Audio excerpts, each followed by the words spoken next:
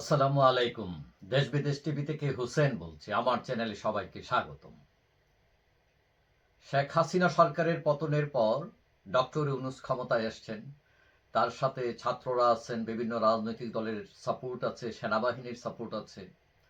এখন তারা সরকারে আসার পর কয়েকটা বিষয় তারা গুরুত্ব সহকারে নেন। একটা বিশেষ করে সংস্কার এবং একটা নির্বাচন দেবেন।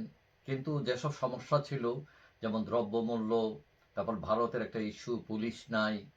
এরপরে হলো কি, ছাত্ররা যারা তাকে ক্ষমতায় বসালো তাদেরকে, এই ছাত্ররা এখন আবার উল্টা এই সরকারের দিকে চোখ রাঙাচ্ছে। বিশেষ করে কয়েকদিন আগে যে দুইজন উপদেষ্টা নিয়োগ করা হয়েছে, তাদের বিরুদ্ধে তাদের আপত্তি আছে, কিন্তু সরকার এখনো অনড়, তাদেরকে বাদ দেয় নাই। তারপরে এই যে প্রেসিডেন্টকে অপসারণ ইস্যু, সংবিধান বাতিল, এইসব বিভিন্ন ইস্যু নিয়ে ছাত্ররা মোটামুটি সরব। তো এই যে বিশেষ করে রাজনৈতিক দল বিএনপি এবং জামাত, তারা সরকার সাপোর্ট করে যাচ্ছিল, কিন্তু বিএনপিও এখন চাপ দিচ্ছে নির্বাচনের সাথে, নির্বাচনের জন্য। এবং বিপিনু সহ আরো কিছু দল আছে যারা চাচ্ছে যে দ্রুত নির্বাচন দিয়ে দেওয়ার জন্য। কিন্তু এই চাপের মধ্যে বিভিন্ন অর্থনৈতিক, পুলিশ নাই, বিভিন্ন ধরনের সমস্যার কারণে সরকার অনেকটা বেকায়দায়ও আছে। তো এখন হঠাৎ করে আজকে আমরা শুনলাম যে আজ সন্ধ্যা ৭টায়, আজ রোববার সন্ধ্যা ৭টায় প্রধান উপদেষ্টা ডক্টর ইউনূস জাতির উদ্দেশ্যে ভাষণ দেবেন। এখন কি উদ্দেশ্যে হঠাৎ করে ভাষণ? তো সাধারণত আমরা দেখি যে ভাষণ কখন দেয়, যখন খুব আপৎকালীন সময় এসে যায়, জাতির দুর্যোগ এসে যায়, তখন ভাষণ দেয়। অথবা খুব আনন্দঘন কোনো খবর থাকলে তখনও আবার রাষ্ট্র বা সরকার প্রধান ভাষণ দিতে পারেন।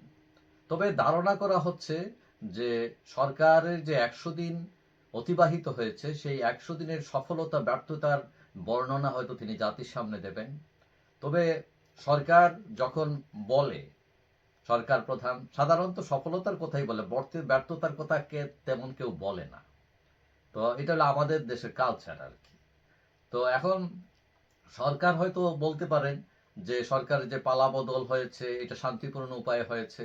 ব্যাংক খাতে অনেক প্রবলেম ছিল, এগুলো মোটামুটি কাটিয়ে ওঠা শুরু করেছে।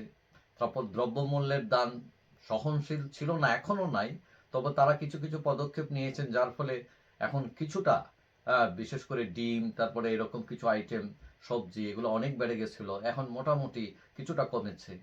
তারপরে রপ্তানি আয় বেড়েছে, এইগুলো হয়তো বলবেন। কিন্তু যেটাতে সাফল্য এখনো আসেনি, পুলিশ এখনো মানে আস্থার জায়গায় আসতে পারেনি, রিজার্ভ এখনো সন্তোষজনক নয়। তবে অনেকে মনে করেন তাদের যে ১০০ দিন এটা এনাফ সময় না, হয়তো আরো সময় লাগবে।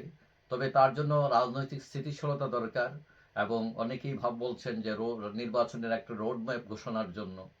তো এই সব কিছু মিলিয়ে তিনি হয়তো জাতির উদ্দেশ্যে এইসব নিয়ে কথা বলতে পারেন, মানুষকে ক্লিয়ার করার জন্য তিনি এই ১০০ দিনে কি করেছেন এবং আগামীতে কি করতে পারেন, অথবা তার সরকার কোন কোন জায়গায় ঝামেলায় পড়ছে, সেই সব কথা হয়তো তিনি বলতে পারেন। তো যাই হোক, জাতির উদ্দেশ্যে ভাষণ দেবেন, এটা একটা সাধারণ নিয়ম, দিতেই পারেন তিনি। কিন্তু অনেকের মনে আবার তখন প্রশ্ন জাগে যে খারাপ কিছু আসতেছে কিনা। হ্যাঁ, এমনও হয় যে রাতে হঠাৎ করে জাতির উদ্দেশ্যে ভাষণ দেওয়ার সময় পদত্যাগ করে বসেন সরকার প্রধান। তো আমরা আশা করি এরকম কিছু হবে না, তিনি হয়তো তার ১০০ দিনের বর্ণনাই দিবেন। যাই হোক, সবাই ভালো থাকবেন। আশা করি দেখা হবে অন্য কোনো ভিডিওতে ইনশাআল্লাহ। আল্লাহ হাফিজ।